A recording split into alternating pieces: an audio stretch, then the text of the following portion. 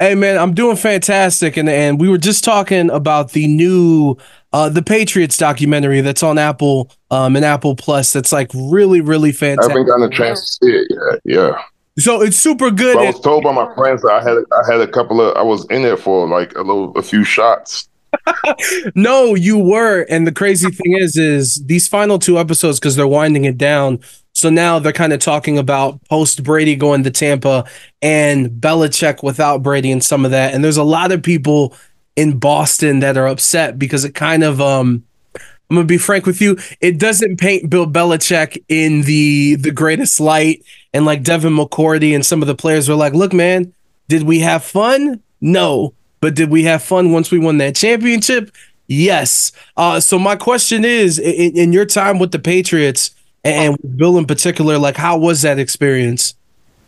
Oh, it was horrible compared to other teams that I played for. But I also bought in. I understand at the end of the day, you're coming to win championships, and the fun you have the fun once you win the championship.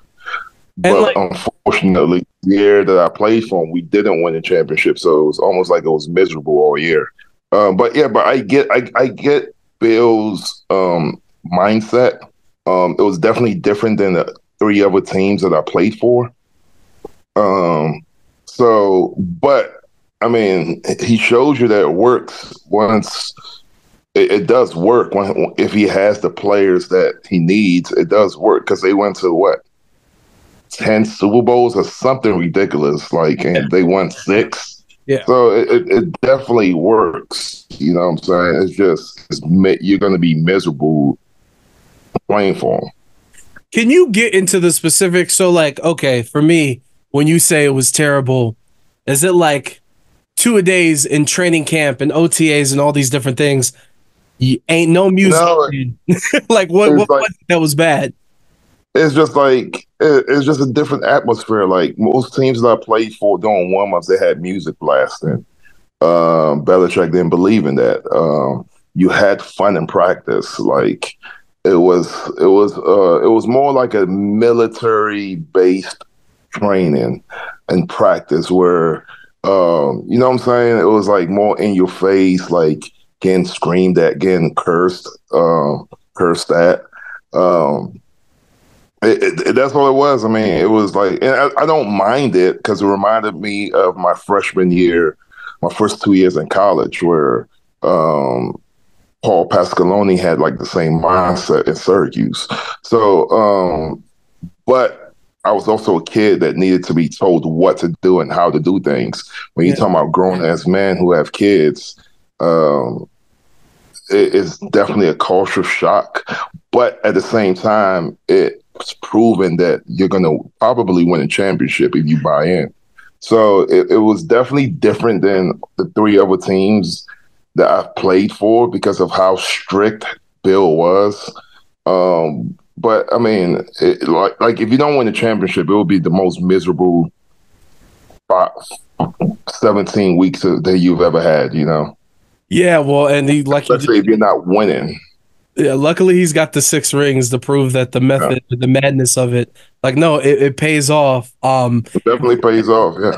You brought up the other teams that you played with. I just wanted to verify you were on the Colts with Pat McAfee as well, right? Yeah. I'm good buddies with Pat. Yeah. What like how was he as a player? Like because what he's been able to get off the field and create this media empire is crazy to me. He's always been a charismatic dude. I mean, the thing about Pat and not talking down on what he does, he was a punter. So he had it a little bit easier than most of the guys, especially in training camp. So, but the one thing that was great about Pat, he's very charismatic. He's very entertaining, and that that definitely transferred to the media. If you watch him on his show, the Pat McAfee show, he's very entertaining. He's very charismatic, and I think that's why he's doing so great in that side of it, and also in the wrestling side of it, because he's. I will tell you this: I was definitely surprised on how athletic he was when he had the matches that he did with WWE. I never knew he was that athletic because I always saw him as a punter. but he's probably the most athletic punter in NFL history after seeing how he wrestles. Yeah, of all time, move over, Ray Guy. You cannot do any of what Pat does in the ring. Last question before we fully get into the wrestling and stuff. When it comes to the transition, right, from going from the NFL into the squared circle, was it the fact that obviously if you're playing in the NFL, like you got to be in shape, and you know what I'm saying, maybe as an offensive lineman you're going to be bigger than most, but you still have the repetition and the reps of the weight room. But what was the one thing that carried over that you were thankful that you used in your NFL career going into the ring? The biggest thing was the NFL helped me with going into wrestling's discipline. NFL, I think that's what the thing that NFL, just football in general, college, pros, high school, it teaches you is discipline. It's like you're on a fixed schedule. You have to be at practice at this time and you can't be late. And you have to be on the field at this time and you can't be late. And if you are late, there's consequences. And like if you don't make it, if you have treatment and don't make it a treatment, you're going to be late. And if you're late to treatment, you get fined. There's consequences, And I think that is one thing that it helped me with wrestling, setting my schedule and being disciplined enough to stick to my schedule that I created for myself when I decided to become a wrestler. So I think that's the biggest thing I took from football, and not only to wrestling, but just in life in general. That's amazing. And I told you before we started the interview, I'm here in Las Vegas, of course, a couple months ago. It was the return of TNA, Hard to Kill, here at the Palms, same building, same place that Rebellion will be at 420. You can get your tickets at Ticketmaster.com. The one thing that was cool for me growing up, I wasn't a TNA kid. Obviously, I was aware of it, but walking into that building, it's probably one of my favorite shows I've ever been to because the amount of pride that I felt from the audience throughout the entire show, like it was crazy. For you to go out there, the main event, to win the world championship, like talk me through the energy that venue and everyone inside the Palms had that night. It was definitely a special night, a night I would never forget. It's crazy. It was just crazy because I was supposed to be the bad guy in that match, but it seemed like as hard as I tried to be the bad guy, the fans wasn't having it. And I think it's one of those things where they just wanted to be in that moment, and they didn't care who was bad and who was good. And myself or Shelly, they just want to be submerged in that moment to witness the first ever TNA World Champion in the rebrand that is. So I think it was a special moment. The match, the fans were electric, and hopefully we could recreate that moment in 420. 100%. Yeah, we're looking forward to it, and I want to know the night ends, the weekend ends, because Saturday and Sunday, both nights were amazing. You get to the hotel room. Obviously, it's the rebrand, the rebirth of TNA.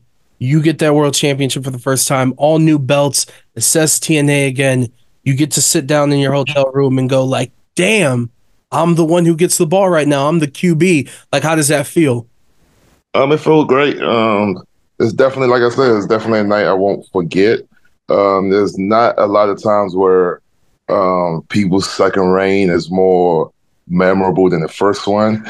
And in this sense, this reign is definitely more memorable than my first and second reign as champion in TNA. So, and the other cool thing about TNA has been, throughout like the past 18 months, I've been lucky enough to talk to a lot of members of the roster. And you could tell how close you guys are and how do I say this? Like everyone is under the same, like everyone knows what the vision is and what you guys are trying to accomplish. And everyone, like this whole thing of don't sleep on TNA, don't sleep on TNA. It was cool to me, when CM Punk was a free agent, when all these guys are free agents, maybe in the past people might have been like, they're not going to TNA. Like, no, Like that's a real thing now. We see it. You see who you're going to take on at Rebellion with Nic Nemeth. You see Ali, AJ Francis, all these big names. Will Ospreay making sure that he needs to be in that ring. How much pride do you have to help build that and get it back to that point? I mean, it's part of the hard work and through the years, especially the 8 years I've been in TNA, to getting us to this point, and it's only going to be better. We're just tipping the iceberg. Like we haven't even reached where we want to reach, and you're already seeing positive changes, like this being a destination where talent free agents want to come to, and like the job isn't done. We're going to keep working hard.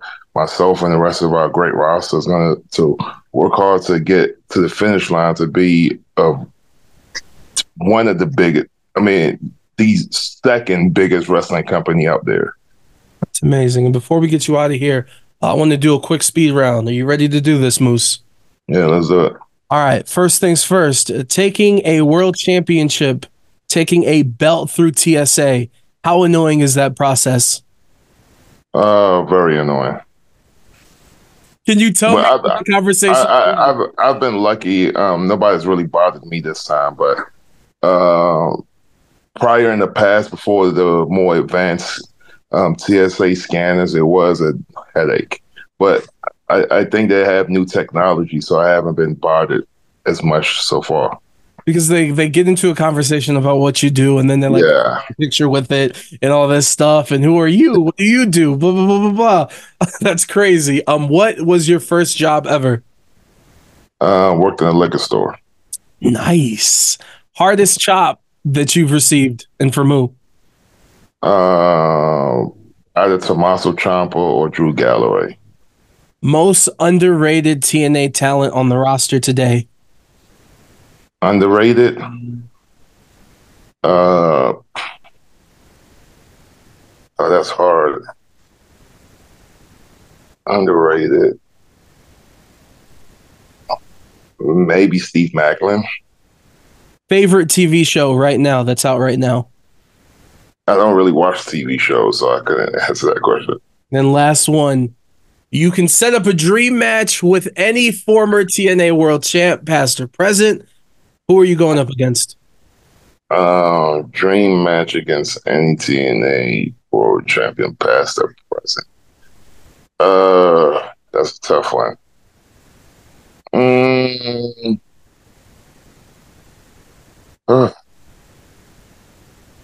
Like Monty Williams, was he a TNA world champion?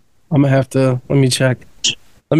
While I Google that, my last question is going to be this one. Which opponent are you most thankful for to go up against, that you learned the most in being in the ring with them? All of them. Because if I mention one person, then it's a disrespect to everybody else. So I'll say all of them. Facts. Moose, listen, thank you so much for the time. Again, Vegas, you do not want to miss it. April 20th, April 21st, 420 weekend. Make it that much better. Be at the Palms. Get your tickets at Ticketmaster.com. Moose, we'll see you then. Thank you. There it is. Appreciate you, brother. Be easy. Okay.